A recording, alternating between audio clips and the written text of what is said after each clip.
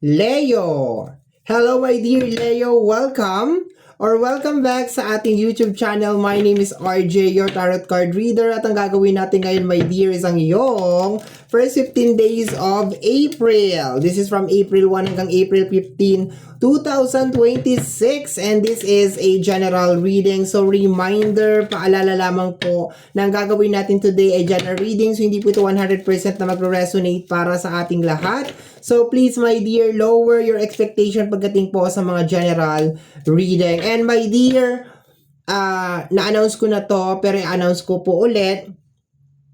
Nag-start po nung March 13, and mag-end po ng April 13 yung 40% discount natin sa ating video call private reading. Yes po, naka 40% off po tayo sa ating video call private reading. Sa mga interesado po, sa mga gusto pong mag-inquire, mag-pabook ng reading sa akin, nasa description box down below, my dear, lahat ng mga details and information na kinakailangan mo para po makontak ang inyong lingkod. Okay? May mga nagsasabi, may mga nagre-request na ano daw yung i-extend ko daw siya, pero I don't think so. Okay? Kasi pinagbigyan ko lang naman yung request na na magbigay daw ako ng discount kasi it's been a long time simula na nung nagbigay ako ng discount. Actually nagpi-free private reading ako before, okay? Discount siguro one time, and then medyo taon din yung tinagal bago ulit ako nagpa-discount ulit, okay? So, I think my dear, hanggang April 13 lang talaga siya. So, habang naka-promo pa, mag-message ka na.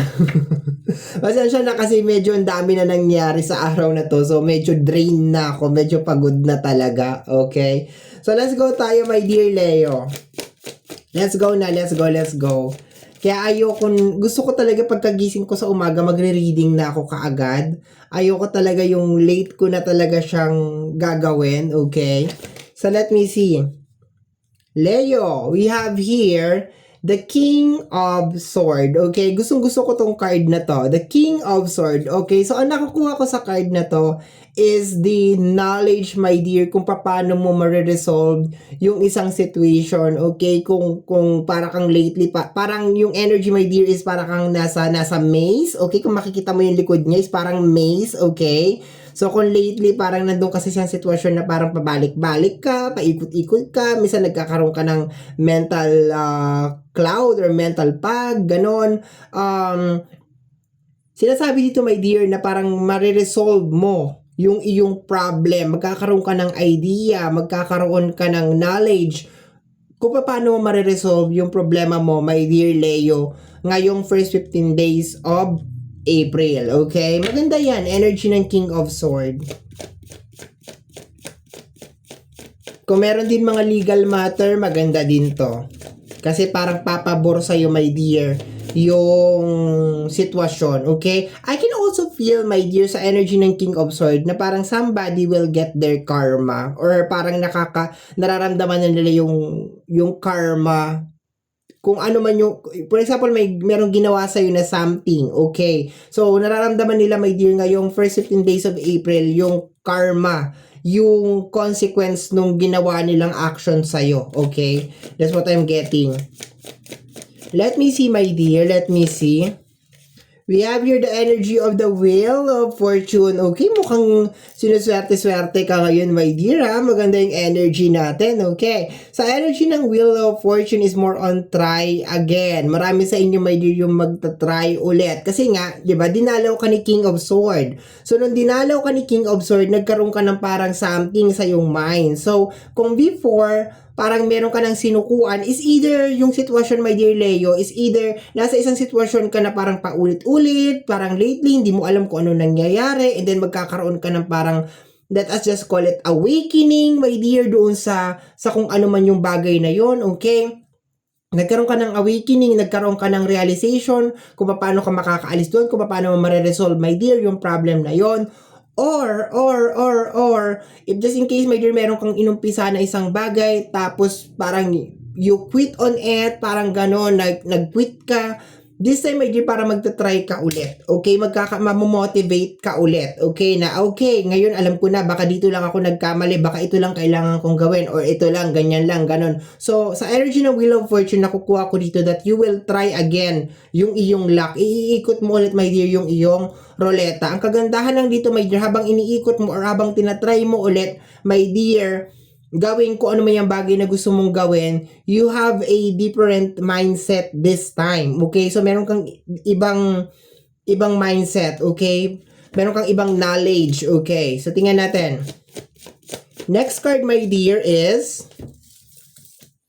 the Four of Swords. Okay? Enough is enough. Okay? Meron kang itutuldukan, my dear, ngayong first 15 days of April, meron kang mga i-close na mga chapter. If you have any problem talaga, may nararamdaman ko talaga na this is the month. Ito, my dear, ito yung area, my dear, na makakaisip ka talaga ng paraan kung paano mo mare-resolve yung problem mo.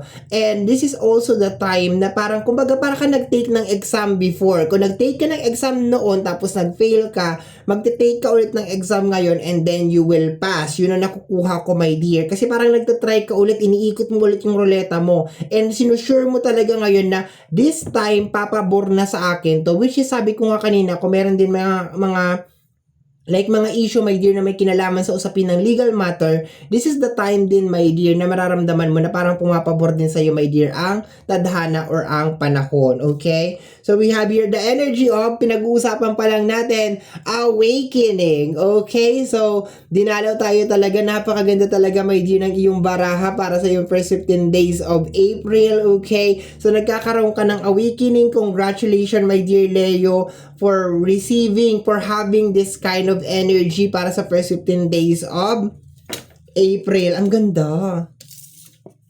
For some of you, baka nagkakaroon din kayo ng transformation, okay? Parang, alam mo yun, parang butterfly na, alam mo yun, nagkakaroon ng transformation. We have here the energy of the Knight of Sword, okay? Dito sa Knight of Sword na to, my dear, masyadong highlighted kung paano niya pinopoint yung pinaka-sun over here. Kung makikita mo dito kay King of Swords, meron din siyang sun sa pinaka-top ng kanyang crown. Okay, ayon. Dito kasi, my dear, is more on parang yung pinaka-root ng problem, yung pinaka-ugat mismo. Okay, so bubunutin mo na siya, i-resolve mo na siya. So yun na nakukuha ko dito, my dear. Okay? Very, very nice. Okay? You will be getting out from a situation, my dear, na paulit-ulit. You will try again. Meron ka mga bagay na i-end mo na talaga, okay, sa energy ng Four of Swords, and nagkakaroon ka ngayon ng awakening. Okay, ang galing. Galing ng reading mo ngayon, my dear Leo. Okay, isa to sa mga bonggang reading mo talaga ngayong taon na to. Okay, so congratulations, my dear. Congratulations. Okay, so hindi ko na to pahabain, my dear, kasi medyo nagna-national anthem na po ang aking mga mata. Kailangan na po nating matulog. Okay, so my dear, yan ang nakita natin sa iyong first 15 days of April. I hope and I also pray, my dear, na nakakatulong, my dear, yung mga ginagawa natin na reading. And always remember, my dear, na ang mga cards natin ay gabay lamang po. Tayo pa rin po ang gumagawa ng ating kapalaran. Maraming salamat po. Thank you, Leo. Bye-bye.